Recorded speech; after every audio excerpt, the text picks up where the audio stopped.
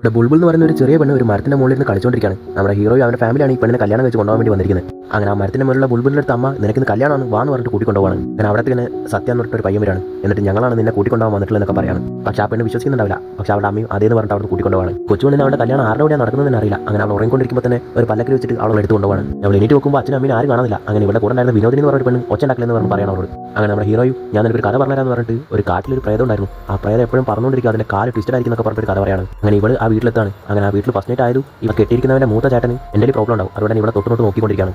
അങ്ങനെ ഇവന്റെ രണ്ടാം തനിയം വന്നിട്ട് ഈ പ്രാന്തനെ ഇവിടെ കൂട്ടിക്കൊണ്ടുവന്ന് പറഞ്ഞിട്ട് അവന്റെ വൈഫിനോട് പറയാണ്. അപ്പോഴാണ് മനസ്സിലാവുന്നത് ആ മനസ്സിൽ ശരിയില്ലാത്തവന്റെ രണ്ടാം തനിയാണ് ഈ പെണ്ണിനെ കെട്ടിയിരിക്കുന്നത്.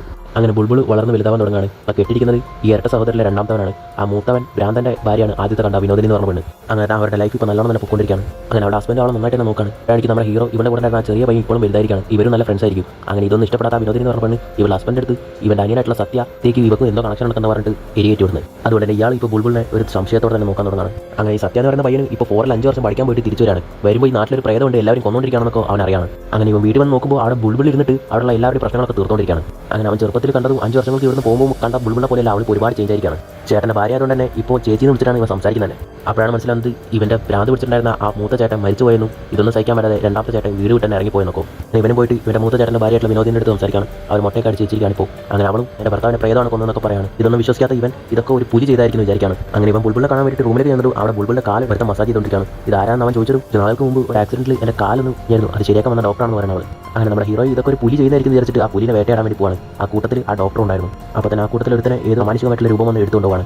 കൊടൂരായിട്ട് കൊന്നിട്ട് അവിടെ മരത്തിൽ കെട്ടിത്തൂക്കി വെച്ചിരിക്കുകയാണ്. അപ്പോൾ തന്നെ നമ്മുടെ ഹീറോയ്ക്ക് ഇതൊന്നും പ്രേതമല്ല ഒരു മനുഷ്യൻ ചെയ്താണെന്ന് മനസ്സിലാവാണ്. തൊട്ടടുത്ത് തന്നെ ആ ഡോക്ടറുടെ വീട്. അതുകൊണ്ട് തന്നെ ഈ ബോഡി ആ ഡോക്ടറുടെ വീട്ടിലേക്ക് എടുത്തുകൊണ്ടാണ്. അങ്ങനെ ഈ ബുൾബുളും ഡോക്ടറിന്റെ ഇടയിൽ എന്തോ ഉണ്ടെന്ന് നമ്മുടെ ഹീറോയ്ക്ക് തോന്നുകയാണ്. അതുകൊണ്ട് തന്നെ ഇവന്റെ മൂത്ത ചേട്ടൻ്റെ ഭാര്യയായിട്ടുള്ള വിനോദിൻ്റെ അടുത്ത് പോയിട്ട് ആ ഡോക്ടർ എത്ര നാളായിട്ടാണ് വന്നുകൊണ്ടിരിക്കുന്നതെന്നൊക്കെ ചോദിക്കണം. നാളെ നിന്റെ ചേട്ടൻ എന്നാണ് വീട് വിട്ട് പോയത് അന്ന് മുതൽ ആ ഡോക്ടർ വന്നുകൊണ്ടിരിക്കുന്നതെന്നൊക്കെ പറയാണ്.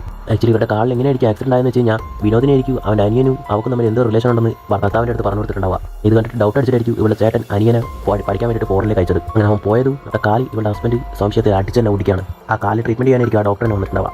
അങ്ങനെ അടിച്ചൊടിച്ചതിന് ശേഷം ആ വീട് വിട്ട് പോയായിരിക്കും ഇവൻ പിന്നെ വന്നിട്ടുണ്ടാവില്ല. അങ്ങനെ ആ ഡോക്ടറും ബുൾബുളും സംസാരിക്കുന്നിട്ട് നീ നിന്റെ വീട്ടിലേക്ക് തന്നെ പോയേക്കെന്ന് ബുൾബുളിനോട് പറഞ്ഞു. ഈ നാട്ടിലുള്ള എല്ലാ ആണെങ്കിലും ഒരേപോലെ തന്നെയാണെന്ന് ഇവരുടെ പറയാണ്. ഈ കൊലയ്ക്ക് ആ ഡോക്ടറാണ് കാരണം എന്ന് പറഞ്ഞിട്ട് ഗൺ പോയിന്റിൽ ഇപ്പോൾ കാട്ടിലേക്ക് അവനും കൂട്ടിക്കൊണ്ട് പോകാണ്. അങ്ങനെ വണ്ടി ഓടിച്ചുകൊണ്ടിരുന്ന ഡ്രൈവറും പെട്ടെന്ന് മരിച്ചുവാണ്. പെട്ടെന്ന് തന്നെ ഇവൻ എന്താണെന്ന് ഷൂട്ട് ചെയ്യാൻ നോക്കിയൊരു മരത്തിന്റെ മുകളിൽ എന്തോ ഒരു രൂപം കാണാണ്. നോക്കുമ്പോൾ അത് വേറെ ആരുമല്ല ബുൾബുൾ തന്നെയാണ്. ശരി ഇവളുടെ ഹസ്ബൻഡ് ഇവിടെ കാല് അടിച്ചു പിടിച്ചപ്പോൾ തന്നെ ഇവന്റെ ഭ്രാന്ത് പിടിച്ചിട്ടുള്ള മൂത്ത ചേട്ടൻ ഇവളെ റേപ്പ് ചെയ്തിട്ടുണ്ടാവും. അങ്ങനെ ആ വേദന സഹിക്കാൻ പറ്റാതെ ഇവൾ മരിച്ചിട്ടുണ്ടാവും. പക്ഷേ മരിച്ചെങ്കിൽ അവളുടെ പ്രേതം വീണ്ടും ആ ബോഡിയിലേക്ക് തന്നെ തിരിച്ചു വന്നിട്ട് ഈ നാട്ടിൽ പെണ്ണുങ്ങളിൽ നിന്ന് മരിക്കാത്ത എല്ലാ ആണുങ്ങളെയും കൊടൂരായിട്ട് കൊല്ലാൻ തുടങ്ങാണ്. നമ്മുടെ ഹീറോയ്ക്ക് അത് ബുൾബുളാന്ന് പറഞ്ഞത് ഒരുപാട് സങ്കടത്തിൽ കരയാൻ തുടങ്ങാണ്.